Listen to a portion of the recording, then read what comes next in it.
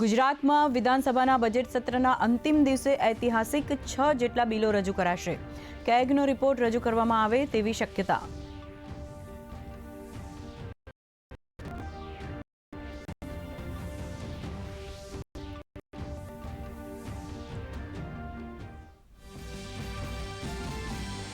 લોકસભામાં ક્ષેત્રીય વ્યાપાર વધારવા અને શિપિંગ ઉદ્યોગની મજબૂતી માટે મહત્વના બિલો પર થશે ચર્ચા.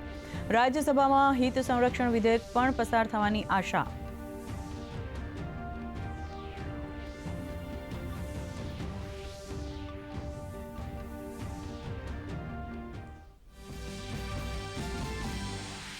દિલ્હી જજ કેસ કાંડમાં આજે સુપ્રીમ કોર્ટમાં થશે સુનાવણી. અરજીમાં જસ્ટિસ વર્મા વિરુદ્ધ એફઆઈઆર નોંધવાની માંગ.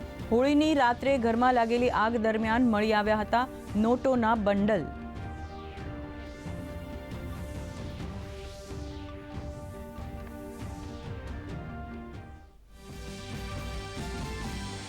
રક્ષા ક્ષેત્રે ભારત બનશે વધુ મજબૂત.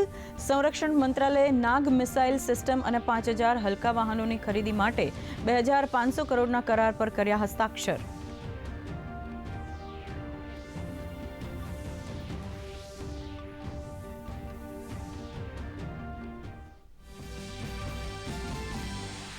અકસ્માતમાં મૃત્યુ પામેલા રામોલ પોલીસ સ્ટેશનના 3 પોલીસકર્મીઓને અપાઈ શ્રદ્ધાંજલિ. ગાર્ડ ઓફ ઓનર સાથે કરાયા અંતિમ સંસ્કાર.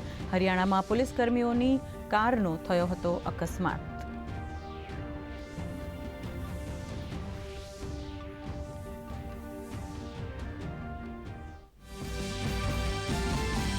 અમેરિકા સાથે ટેરિફ વોર વચ્ચે કેનેડાના પ્રધાનમંત્રી કાર્નીનું મોટું નિવેદન. કહ્યું, અમેરિકા સાથે નજીકના સંબંધોનો યુગ ખતમ. મહત્વનું છે કે અમેરિકાના રાષ્ટ્રપતિ ટ્રમ્પે ટેરિફ વધારવાને લઈને આપેલું છે નિવેદન.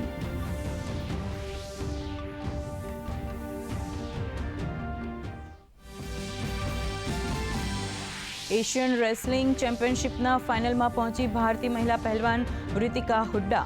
76 કિલોગ્રામની કેટેગરીમાં ગોલ્ડ મેડલ માટે કિર્ગિસ્તાનની પહેલવાન સાથે થશે મુકાબલો.